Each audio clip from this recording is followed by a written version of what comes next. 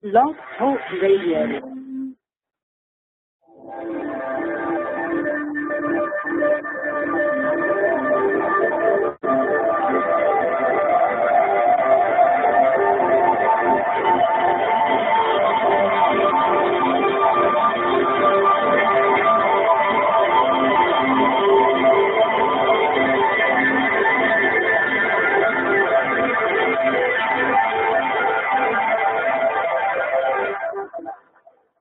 Greetings, everyone. This is the Sound Health Options Show with Richard Tuscany Guy and Sherry Edwards. Good morning, Sherry.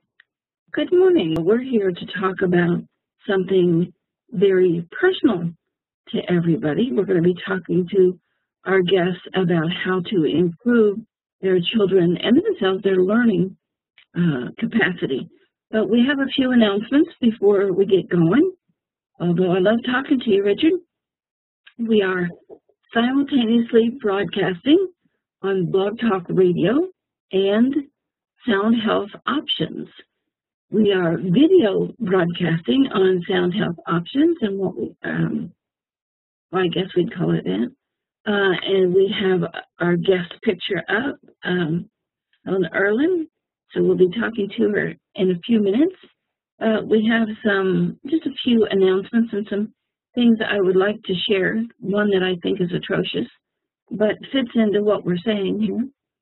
We're coming to you from the studios of Sound Health and the Institute of Bioacoustic Biology. Right now, we are working on a project for Sierra Leone,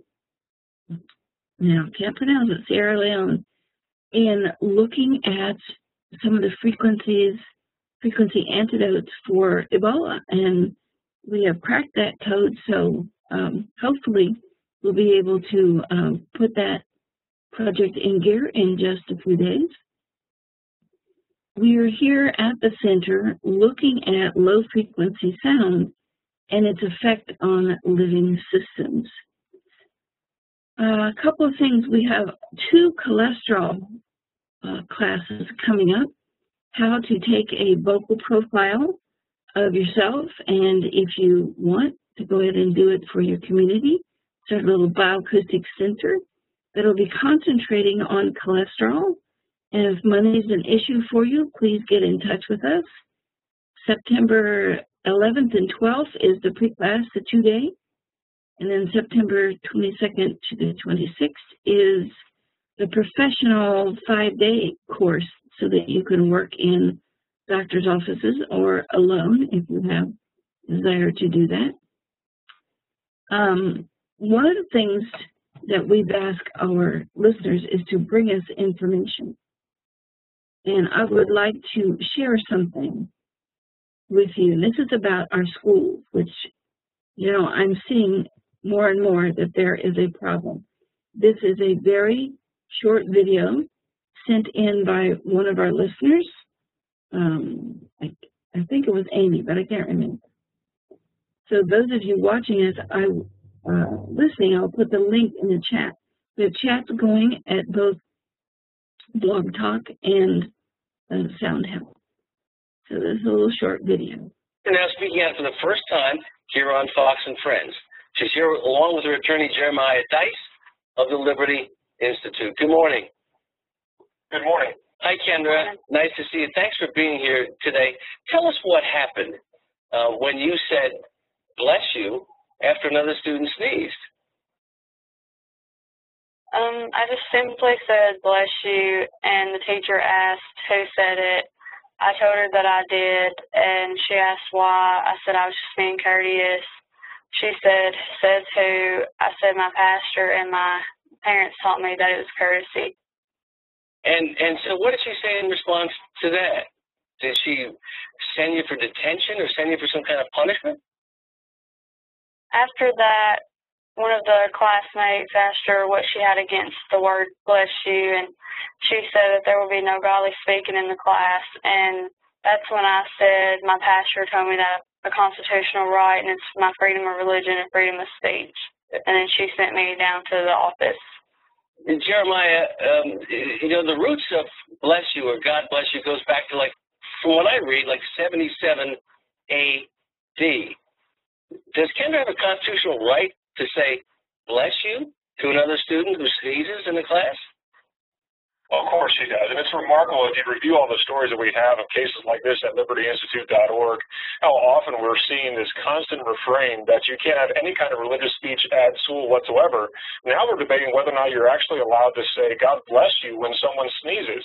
It's unlawful for a school to tell a student or to tell any student that they can't engage in their faith while they're at school. Of course that's silly enough. Our students are expected to obey the rules of the classroom, but we expect our teachers and school officials to obey the rules of this country and the Constitution. Now, this school apparently has certain words that they've banned, including bless you, dumb, boring stuff, I don't know, hang out, my bad. Is bless you equivalent to these kinds of remarks? That should it be banned?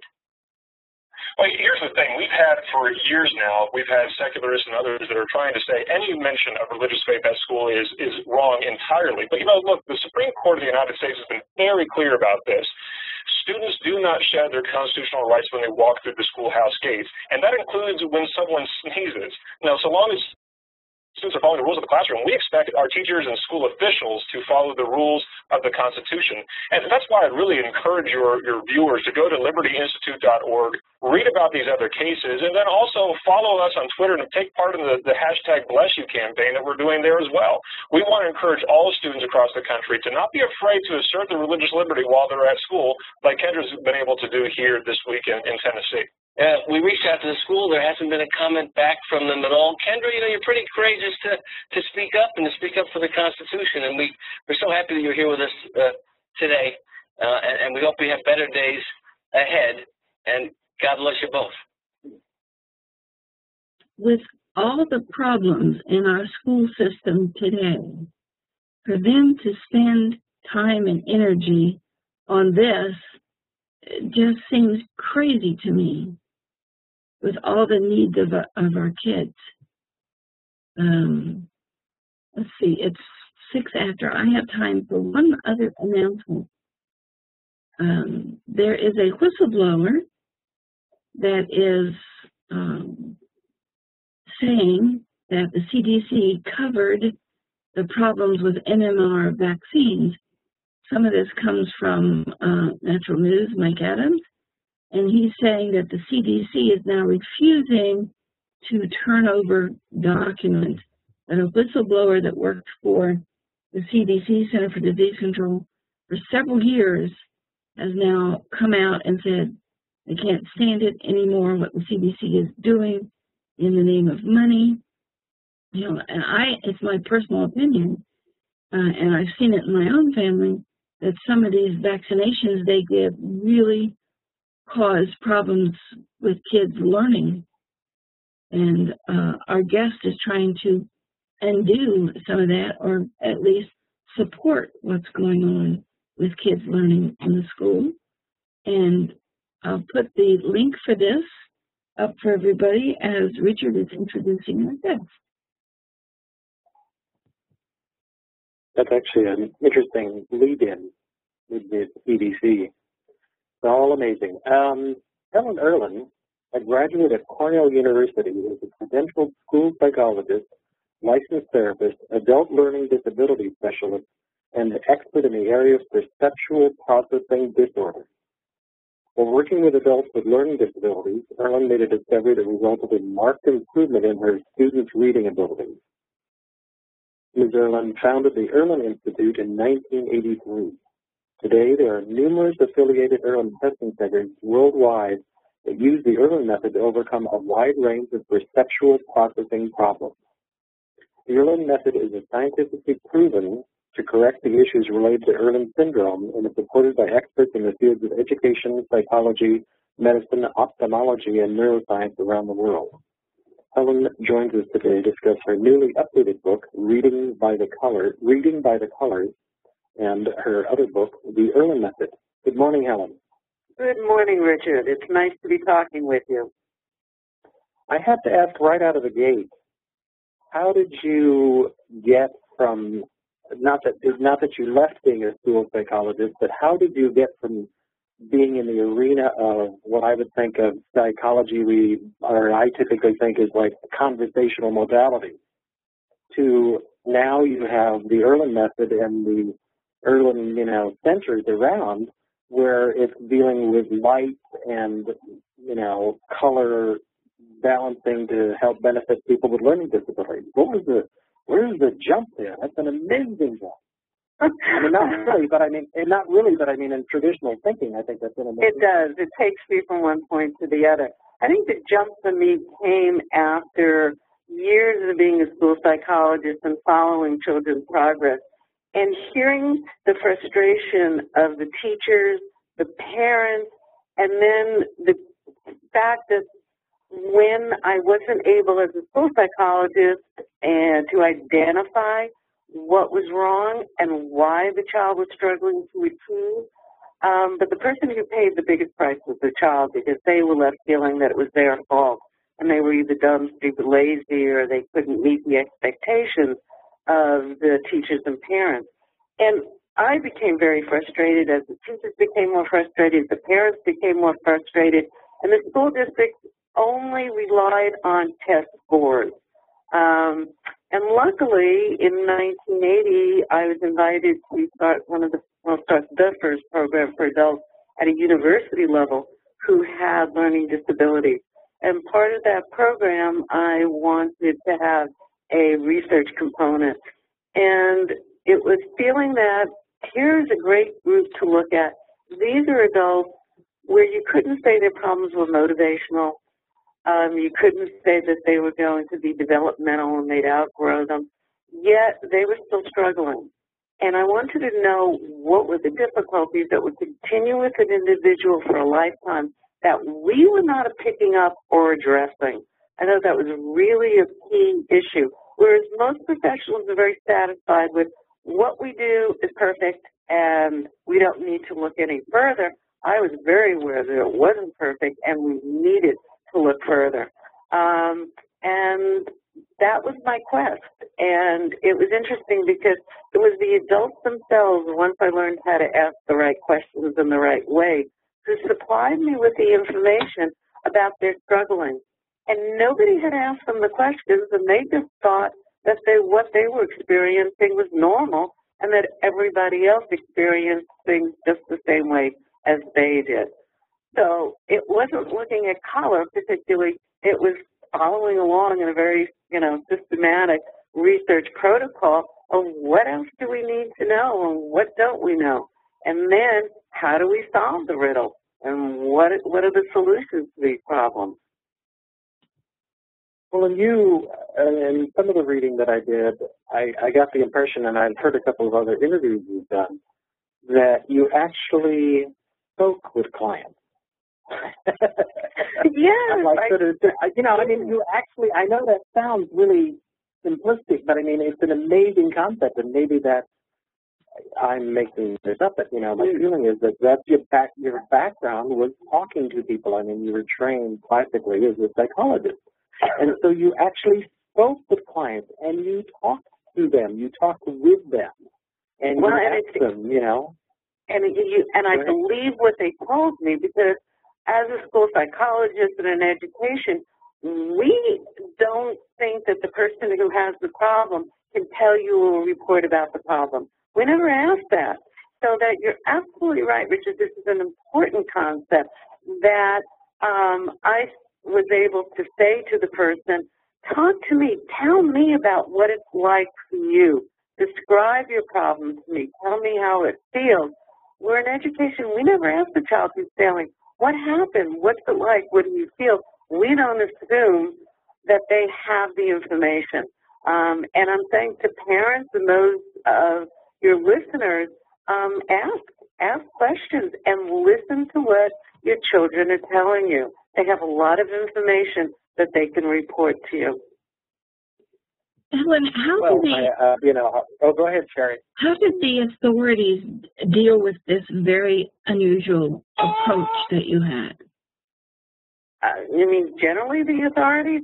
It's interesting. I think once you're coming up and saying, hey, you're not doing it totally the right way, you're shaking the foundations of professionals who have large egos, who have PhDs, who assume they have all the answers, and if it wasn't taught to them in their programs, the graduate programs, then it's wrong and it doesn't exist. So that I've fought lots of battles and will continue to fight lots of battles for the last 30, 40 years. But for the people that it helps, because the change is immediate, we have a cadre of millions out there who are basically angry and frustrated because this is not being accepted and incorporated into the school system. Yeah. Well, and I think I talked briefly about my own childhood experience of, let's see, so we moved there in about 1959.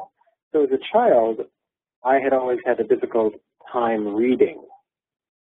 And it wasn't until about, I was 7 or 8, that when we moved, we happened to move next door in a neighborhood with a retired school teacher next door. And she figured out there was never this word, that's how old I am, there was never the word dyslexia, or at least it wasn't spoken. And she figured out that I had a very hard time reading, and so she taught me to read phonetically. And that helped. That helped quite a bit. But I was in the unfortunate generation where I went from my junior high school, well, actually my pre-junior high school, was a high school, school with windows on each classroom had windows along one wall. You had this amazing, wonderful, light coming in. Then I went to junior high where we were in prison, not really, but it seemed like prison, with little thin Venetian blind windows, and that was the only light, and it was the beginning of the, of the fluorescent lighting. And then it just was downhill from there. My reading skills went completely down. So I needed you, Helen. I needed you bad. It sounds exactly like what the type of problems we're dealing with. It's like reading beyond phonics, because you have to read for comprehension. You have to have flow and fluency. And everything we're doing in terms of this high-tech world is increasing the problems for the population that I'm working with. We used to have blackboards with white chalk or white print, which is a really good contrast. And then we went to green boards, and now we have whiteboards and interactive boards and very bright fluorescent lighting and computer screens that are backlit by fluorescent lighting. And we're asking people to be staring at these things and doing intensive visual activities longer and longer and longer as you go from elementary to middle school to high school, all of which are triggers for the type of difficulties that we're able to help. Well, is it just me, or is everything brighter now? I mean, it just seems like when I go in, there are places when I go into a large box store that shall remain nameless, but it's really large and well known. It's so bright that it just, and plus they're using mercury vapor lamps, which I hate anyway, that it just blows my mind that it's just like, I don't normally wear sunglasses except when I walk 3 to 4 miles a day, and I wear sunglasses then because otherwise dirt gets in my eyes. But I don't normally wear sunglasses. And yet when I go into some of these stores, I just feel like I'm squinty, like I need to have, a hat on and sunglasses, because it just seems like it's, wow, it's just, everything is so bright. Is it just me, or is that part of that, from blackboard to whiteboard sort of syndrome we have? It's also the concept of is brighter is better. Again, there are people who it doesn't bother at all, Richard, so they can go in there and stop. And then there are those who, my population, that brighter is not better. That brighter can trigger an array of physical symptoms. And I guess what most people are unaware of is there's a one-on-one correlation. For those people who, and hello listeners, you find that you go outside and you know it's going to be stressful or uncomfortable and you put your sunglasses on, what you need to do is stop and think, what is that array of physical symptoms that are triggered if I don't put my sunglasses on? Because those same physical symptoms are going to occur in bright lights, fluorescent lighting. Glare is going to trigger them, even headlights at night. Reading, doing any visual intensive activities such as copying, reading musical notes, math calculations, all of those issues are going to turn to the same array of physical symptoms. So for you, being in that bright fluorescent lighting is about the same as being outside in bright sunlight. And is there anything about in the, well, this is another little vignette. There was a period of time where I was on the road. I did health fairs and I sold devices for EMF and water purification, air purification, and full spectrum lighting. And so I had worked with Jonathan Ott at the Ott Institute when because he invented, for people who don't know, he invented full spectrum lighting because he wanted to photograph film. I mean, wanted to photograph plants indoors blooming. He invented slow motion, another thing.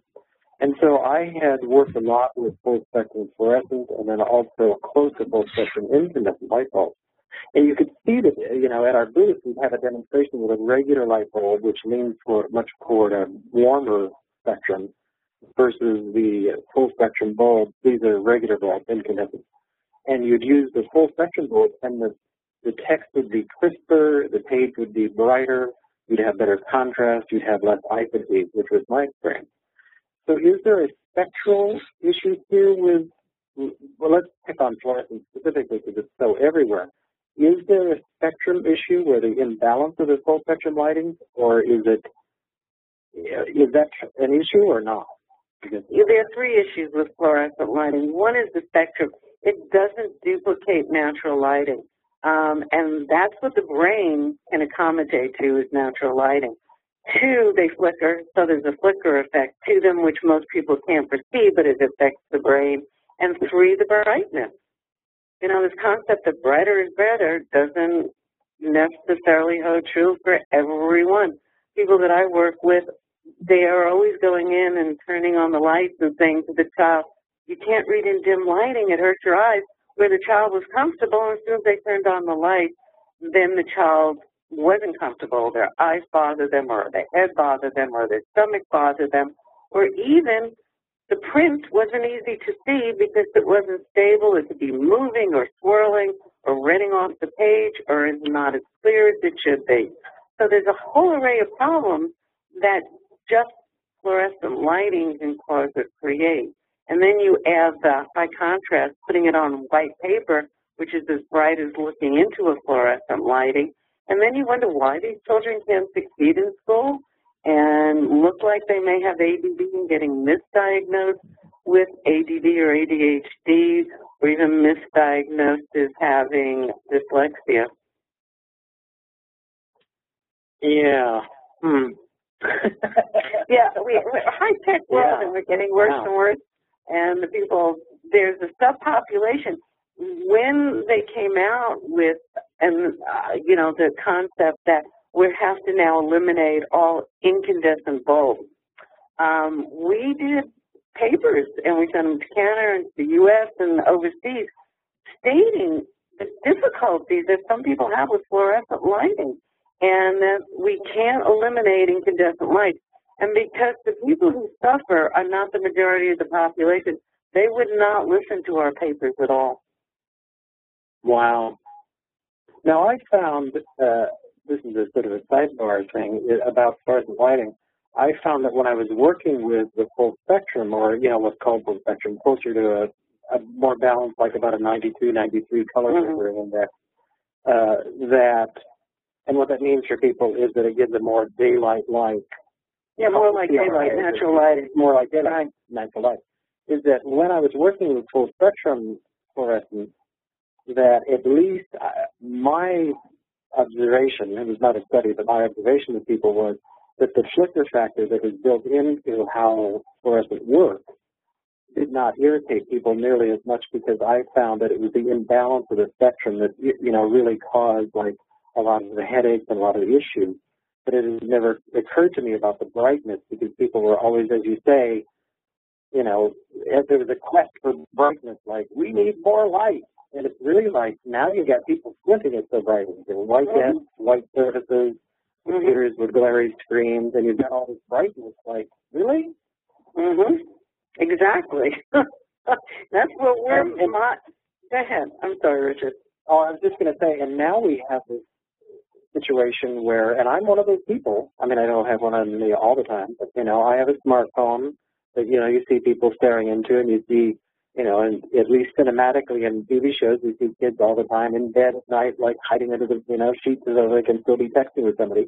So they're staring into this bright light device before they try to go to sleep and rest, or they're on a tablet, you know, in their lap, sitting on the couch with their legs tucked up, typing and texting and looking and surfing and watching YouTube and all this with this, you know, incredibly bright light. We're getting all stimulated up, and then we're supposed to go to sleep normally. Really? Well, and it's even worse than that, because what it does is it stimulates your brain. And your brain controls how you think, how you feel, how you act, and your performance and how you can perform. And also it affects your immune system. And what we're doing is stressing the brain and these people cannot perform as well as they should be able to perform. That it can be triggering, like you say, headaches or migraines or stomach aches or just fatigue as it plays on your immune system. So it's really dangerous what we're doing, because we're not aware of the consequences, both the immediate consequences to the brain and then the long-term consequences. And have you done any research in the area of, it seems to me that the long-term effect of this could also be emissive or immune irritating on the least, because it is causing a systemic stress on the body. I mean, you know, in theory, it's just light going into the brain. However, you know, if you're causing something that doesn't allow you to sleep as well, leaves you more agitated or more stimulated, that could affect your cortisol, that could affect your adrenals, that could affect all sorts of things that in the long run could affect your immune system. Have people done research? Have you done research in that area? We haven't done actual research, but we see it consistently.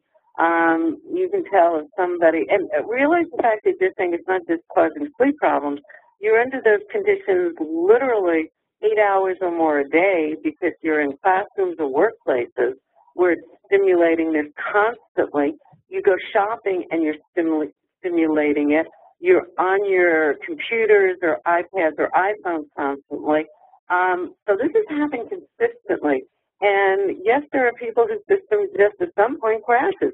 There's different ways that it can crash. But one of the ways is autoimmune. Yes, we do see it, but I can't say we've done research. Okay. And when you come up with, this is sort of a backwards entry into talking about using colors, when you come up with a color for somebody, does that give you an indicator of what other conditions they might have? Or if they have health conditions, has there been seen any correlation, like if you need blue lenses, this also might, you know, you might know that you have these kinds of conditions, or that? Is there that correlation? No, there's no correlation at all between the color needs for the individual and what else is going on or what we're going to correct. And one of the reasons is everybody's brain is different and everybody's brain is unique. So everybody needs their own unique color to be able to calm the brain down. And Sherry, you'd be interested because you mentioned the fact of frequency of sound waves. We're actually working with the frequency of light waves. Yes. We have a question from the audience. I think it fits here. He says he can't be listening to the show, so he sends this in. I read fine, but I can't spell where vowels are concerned. Have you been able to address this with colored glasses? My doctor says there is a disconnect between what I hear and what I can spell. Yeah, problem with that, and the difficulty becomes one of the English language is not consistent in terms of, it's just not a consistent language, so that there are certain languages where every sound is distinct and stays the same. And the English language is very inconsistent, so there's as many rules for how to spell, but for every rule, there's many of our ways we spell that do not go along with the rules, which makes spelling very difficult for some people. There's some people, for some reason, are natural spellers. And no, I not necessarily correct it. And spelling is complex, and it takes both visual sequential memory, auditory sequential memory, and motor skills. For some people, if they're never seeing the print consistently, they have difficulties with spelling, and therefore, yes, the Erlen method will work because we will make the print consistent, so every time they see the word, it will look the same, so they can adapt a visual image of it to be able to use for spelling. But basically, I think it's because spelling in our language patterns, the English language is so inconsistent. Yeah, that's why he's having more difficulty with spelling. Here's another one. I often mix up D's and P's. I read one part of the line and then the last half of the next one. I have to use a piece of paper to keep my place. Is this just normal glasses because I have one far-sighted and one nearsighted eye, or can this be cured with her method? Sounds very similar to the type of problems we deal with all the time. And I'm not negating visual because there's two basic building blocks. 80% of our information we receive is visual, so you really want to have a strong visual system. And the first thing you need to do is make sure that you don't need glasses, so you want a good visual exam. If that doesn't correct your problem, the type of difficulties we see are skipping words, skipping lines, having difficulty moving from one line to the next, seeing B, D's, P's, and Q's look alike or you confuse them. I's and L's can be confused, 7 and 9. So the problems that this person is describing is exactly the problem we're able to eliminate with color. We're on your site, and I just took your test. There's several of them here. It says if you answered 3 or more questions with a yes, I answered them all yes but one. So I need to go see your people. Yeah, that person's very severe. The more yes answers, the more severe you are. And you need to raise a red flag because remember, we're talking about your brain and we're talking about your immune system. What's fun is if you get on the website, Erlen.com, you can actually change the color of the background. So you can play with colors and see if there is a change and if it makes it more comfortable and easier and things look better by just playing around on the website with different colors. I use an orangish yellow to read now, and it really helps my eyes. But we've been playing with your stuff for years, making people walk a straight line with what color glasses makes that okay. But if somebody was to go to an Erlen Center, what would they be put through? Well, that wasn't a nice way to say that. What would they? Like, if this is non-invasive and it doesn't hurt, so that's okay. I think what we're finding is, first thing, if people are being able to self-identify themselves by going and taking some of the self-tests, there are various self-tests that are on the website, different self-tests for those who have autism and Asperger's syndrome, and for those who have headaches and migraines versus those who have reading and learning and attention problems. So there are about 3 different types of self-tests. But it's very easy because you can self-identify yourself. And to also understand that this problem is hereditary. So it runs in families. And it's wonderful to be able to say to the child who has been told repeatedly, it's your fault, you need to just try harder. Why don't you pay attention? For me to say, no, you have Erlen syndrome, and you get to blame either your mom or your dad. Not your fault. So it takes the onus off of the fact that they have felt so bad about themselves when they can look at mom and dad. I go, but that's okay because your mom and dad can blame their mom or their dad. So it is hereditary, although we do work with a subgroup of individuals who have acquired this because they have autoimmune conditions which have made them much more light sensitive, or they've had concussions, TBIs, or head injuries. And that can trigger the symptoms. So the first thing is self-identification. Secondly, there is a first appointment where we do what we call a screening. As I started out at the beginning and I said, most people are not aware of their difficulties or exactly what it's like. They just think that what they see and what they feel is normal. I can't tell you the number of people who have said to me, well, of course you fall asleep with reading. Isn't that why they created reading, so that you could go to sleep? Or the people who say to me, sure, everyone gets a headache. They just have to read long enough.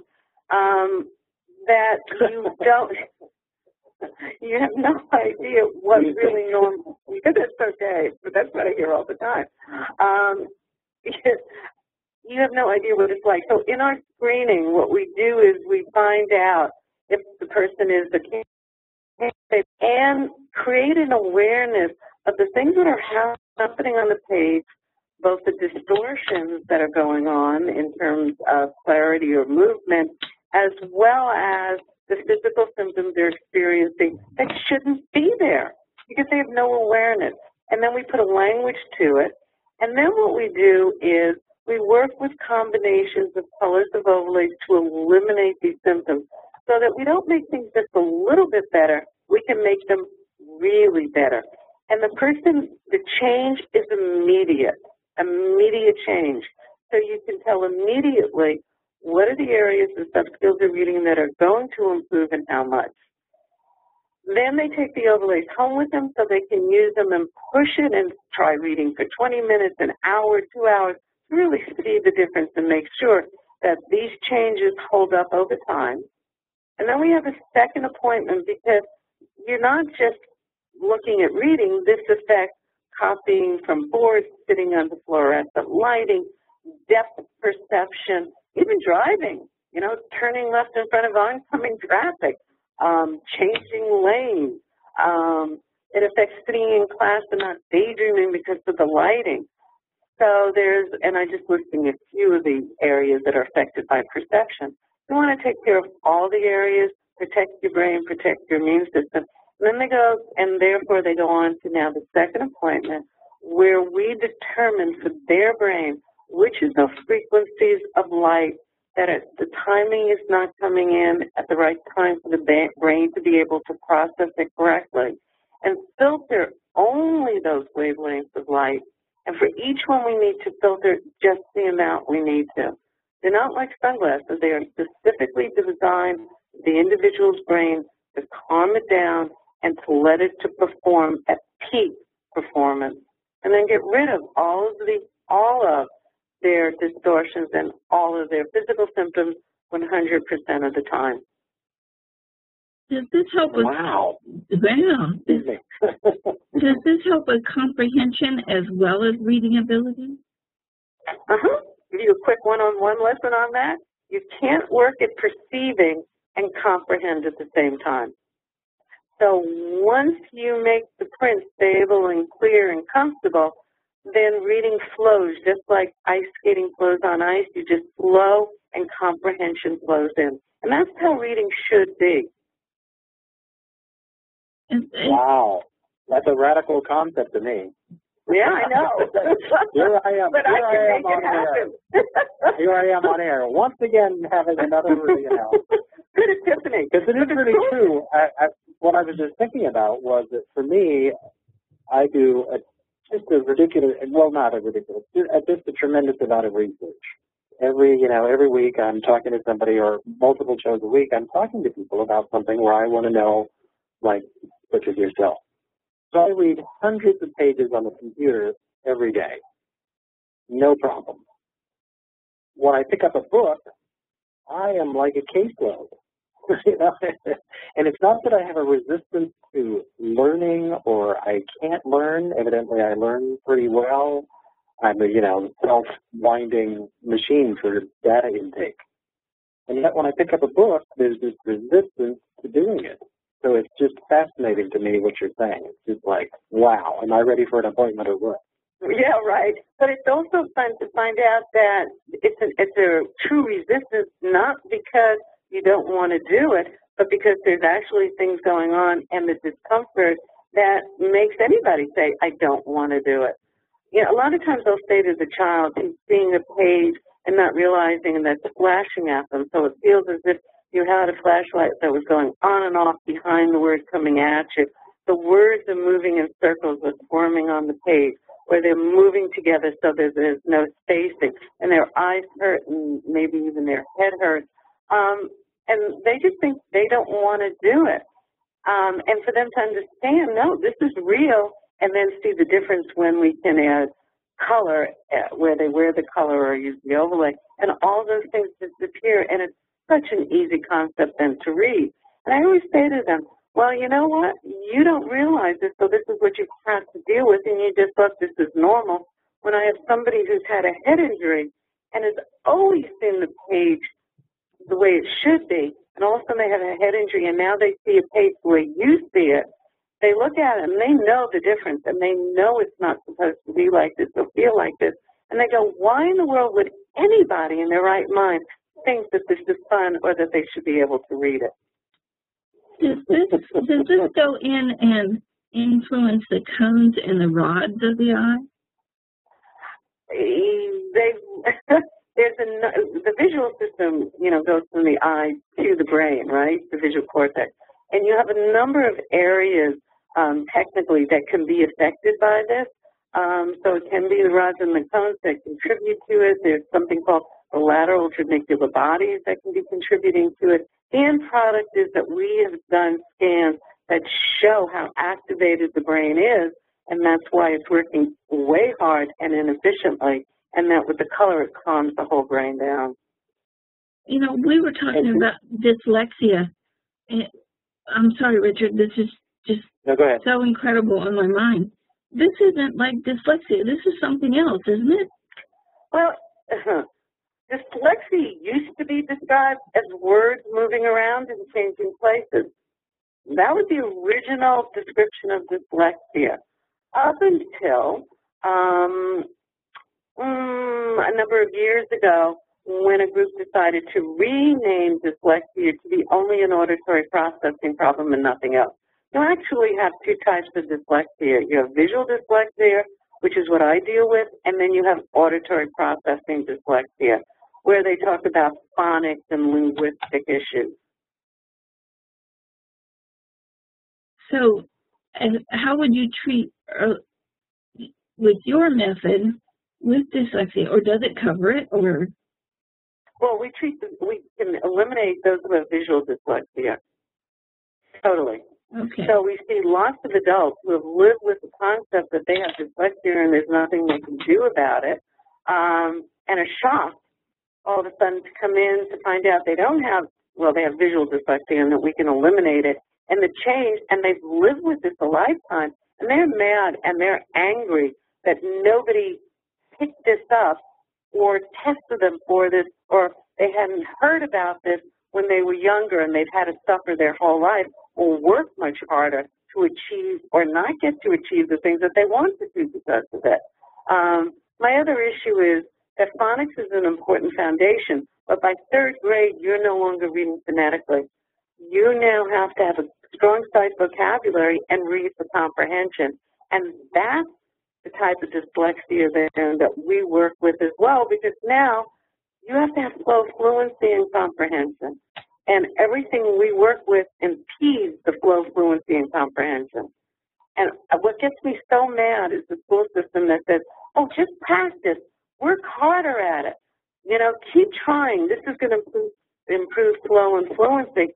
And it's exactly the opposite. The longer you do it and the harder you work at it, the worse it gets. It's like pedaling a bicycle and going backwards instead. It hurts more. It looks worse. You don't realize it. It's harder to do.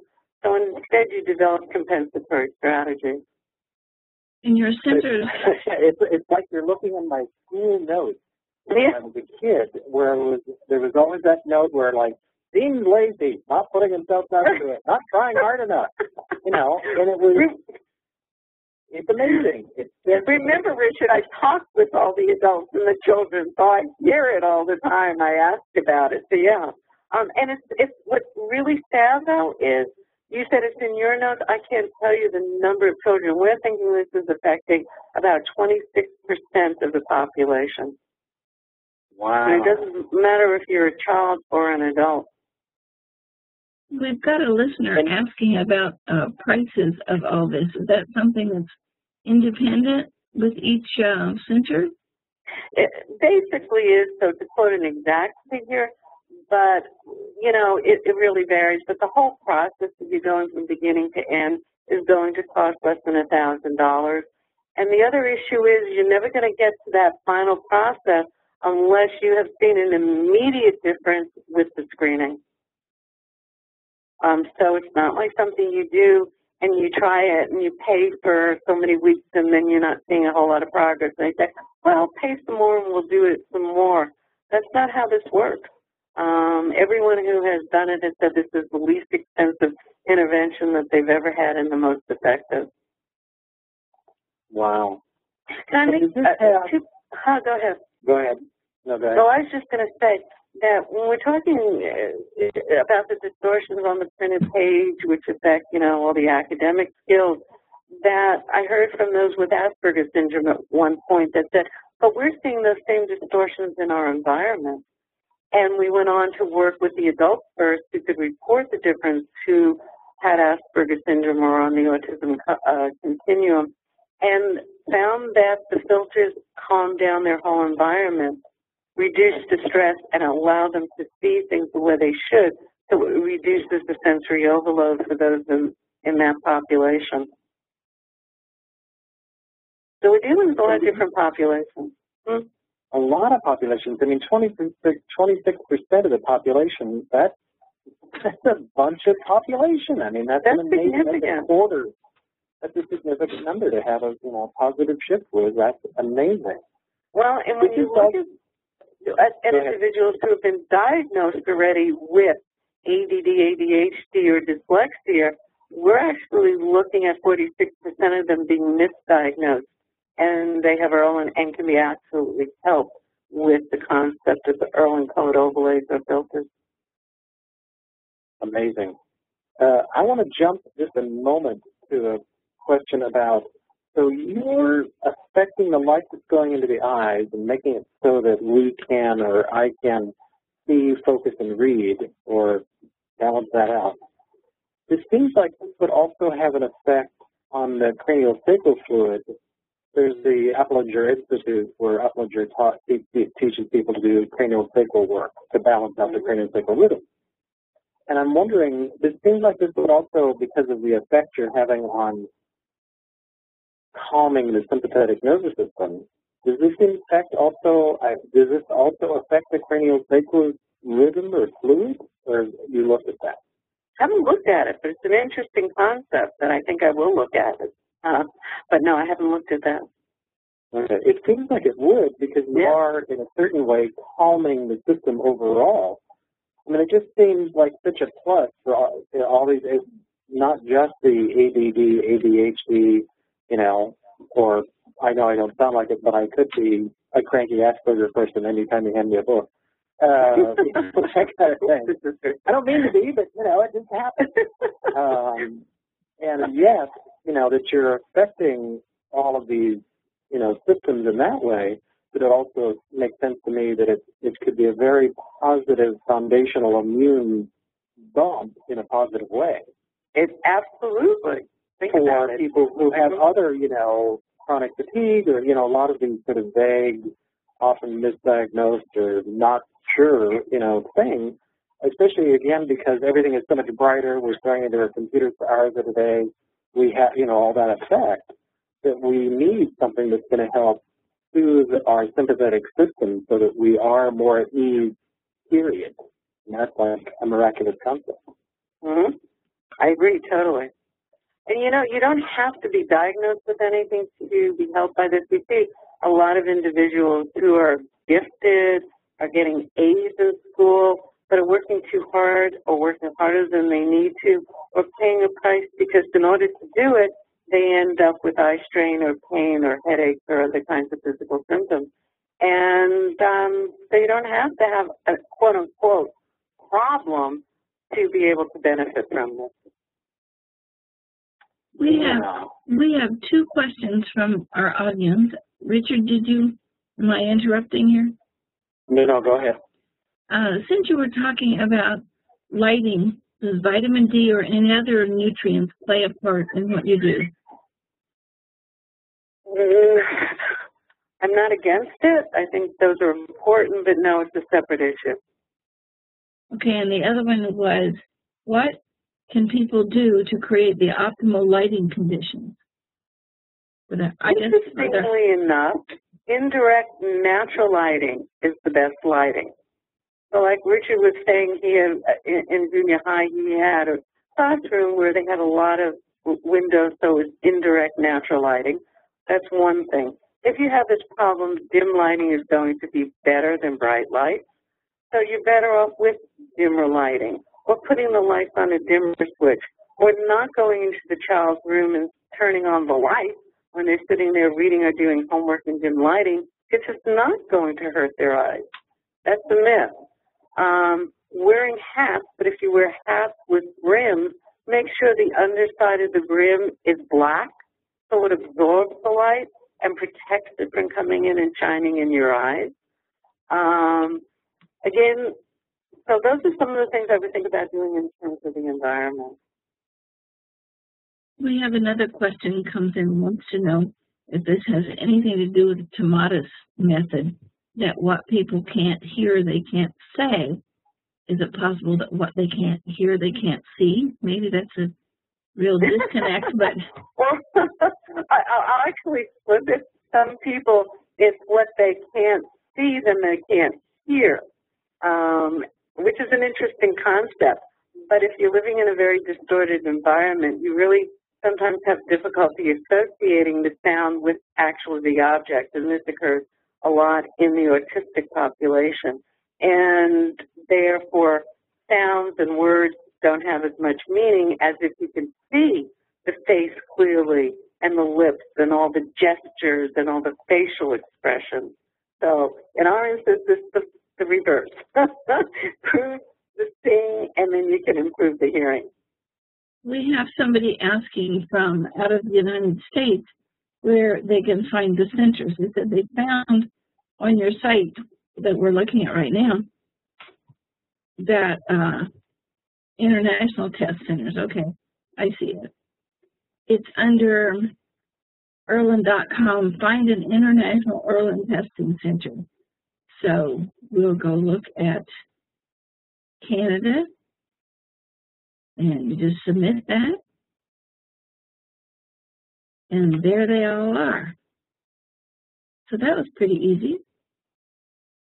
How about somebody who wants to train to do this? What are the conditions or... And also on the same website, Irlen.com, we do have information on people who are interested, and I hope that there are some of your listeners who are interested now in becoming trained as a screener, who work with children or adults.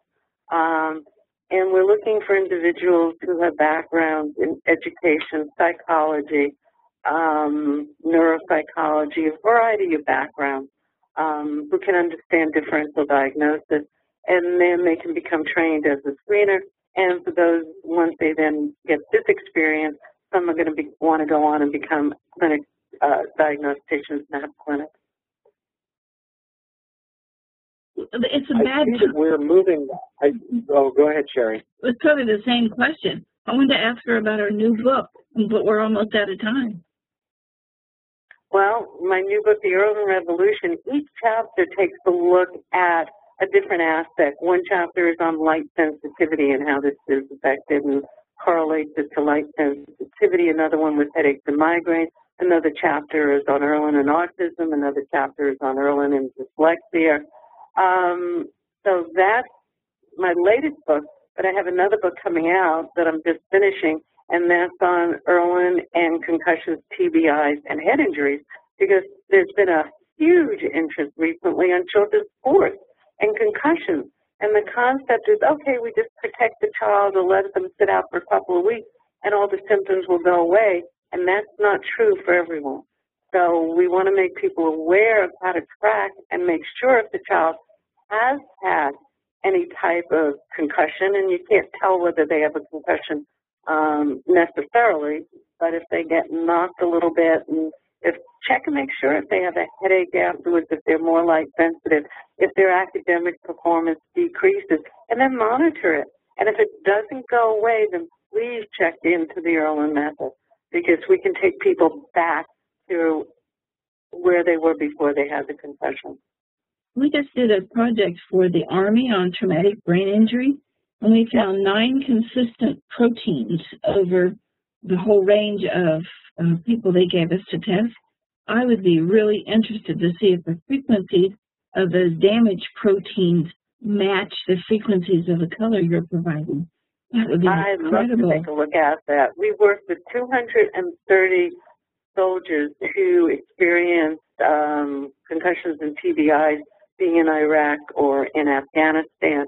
And out of the 230, they all had extreme light sensitivity, constant headaches all day, every day, that just became migraines twice a day to twice a week, and academic skills dropped. They couldn't read anymore. They had all the other symptoms that we deal with, and the filters were able to remove immediately 100% of their headaches and migraines and other physical symptoms and restore their skills back. I saw a thing on YouTube where this man held a blue filter in front of his face, and his dystonia went away. He could get up and walk with this blue piece of paper in front of his face. They took it away, and he started shaking again. So do you deal with disease in eyes, too? We do. We do. Again, there needs to be a component that there is a light sensitivity or the physical symptoms that go along with it as well. Again, we want to make sure before we bring somebody in to test that they have the symptoms that we feel we can eliminate, that may be one of the causes, like for the dystonia. We're looking at your featured products on your site, just under the Erlin Institute .go store go. These individual colored overlays, can they be bought by anyone for self-testing, or what are these for? They can be bought by anybody. There is a warning in there that when you don't know your symptoms, you may not know exactly what color or if the color works. Self-testing isn't great, but at least some people can say, oh, this is a little bit better, and understand then how color can make a difference for them. So, yes, we do sell the overlays to anyone. Okay, and both of your books are there, so they can get those from you or from Amazon or both, or? Yep, they're on Amazon.com as well and BarnesandNoble.com. I have an audience question. I would like to know a bit more about auditory dyslexia. Do you have any references? Easy to get online and just look up auditory dyslexia or auditory processing deficits, and they will have a lot of information online about that. Okay. Do you do speaking engagements?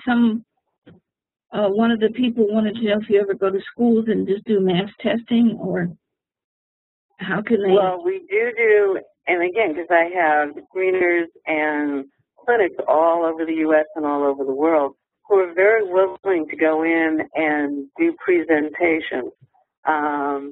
And I don't know if we do mass screening in that sense, but I'm sure they'll be able to work with the school district. We do train teachers within schools. We have a whole way of going in there, and we'll train for a school district 12 teachers or school psychologists or whoever they want, any of their professionals at one time. And the screening trainings are 2 days. Another strange, well, not strange, but odd question. They're coming in that flurry at the end. If I am a parent, which book should I get, the Erlin Revolution or Reading by the Colors? My first book was Reading by the Colors, and it deals in depth with the reading and learning issues. The second book deals with that issue, but it truncates it a little bit more and deals with the dyslexia and ADD and all the other areas as well. They're very easy reading. I've had people go in and start reading them and say, I started reading it and I could read it almost in a night. Trust me, Reading by the Colors is not on white paper, it's off white. Okay. One person wants to experiment, and we're getting right down to the wire here, where you can change the background, and they can't seem to find that. If they look at the first page up at the top on the right-hand corner, they'll see some little colors. Okay, I have to back out of I here. think they're in glasses, and the glasses have different colors. And you click on that, and that will change the background. Okay, I'm not finding it. I see at the top. The glasses. Yeah, Oh. the colored glasses, right. Oh, I love this purple. There's a lot of fun. You can find out a lot about yourself. Also, see the distortions, and that's fun to watch because you can actually see some of the distortions. So if you get on and click on see the distortions. Well, there's a lot going on. There's a lot of questions. Well, Richard, you're just going to have me back to answer some more questions. Absolutely. I definitely want to have you back if you get closer with the new book, because concussion, that's a whole other long conversation. It's a long conversation. I think that's a long, fascinating, ignored. I know somebody who's a specialist in a particular technique called the Bowen technique, who did amazing work with concussions in professional football players, but he was always shunned because it didn't come from medical paradigm, which is a whole other all of another conversation. Right. But he had great results, and I think the same thing of, concussion of head trauma. I was hit in the head with a hardball as a child, but that goes into my pile of, boy, do I need lenses. Right. I think it's such a sleeper of, people talk about being concussed, having whiplash, or some sort of head injury, and then it kind of wanders off because people don't know really what to do for it. So I really like the idea of, having you back to talk about particularly, concussions and head trauma, because it's such a underrated, undertreated. Underdiscussed and undertreated. They don't assume that there's any solutions, and you've mentioned one, and ours is another solution. So, yeah. Yeah. Wonderful. I clicked on this purple, and I could feel my eyeballs relax. This is wild. Yeah. And now you know what it's supposed to feel like. Yes. This has been great. We will have you back as soon as your book is finished, or pre-publication, or whatever you want to be on. Thanks, Jerry. I appreciate that. And I will get in. Yeah, anytime you want to come and talk about concussions, just let us know. Have Shirley contact me immediately. And let your listeners know that they can submit any other questions. They can write to me through the website and send any other questions. And we're very responsive in terms of that. And I will be getting in touch with you about our TBI project that we did. Yes, absolutely. We only did 90 people. We're way behind you in numbers of people we've tested. Got to work harder, that's all. Yes. Thank you for being here. Thank you so much. Thank you, Sherry, and thank you, Richard. I've enjoyed it terribly, and I hope your audience has learned a lot. That's the important issue. Well, I would say by the kind of action we're having in chat, they're just all like, boy, it's jungle drums are beating. People are excited, so that's always a good sign. Thank you. They loved you. Thanks very much. Great program. Thank you. Wonderful, yeah. Everybody have a great weekend, rest of the weekend, and we'll see you Tuesday and or Sunday. Oh, Tuesday, Terry. Again, Helen. Tuesday, Terry Ingram is coming back, so bring your questions. See you guys later.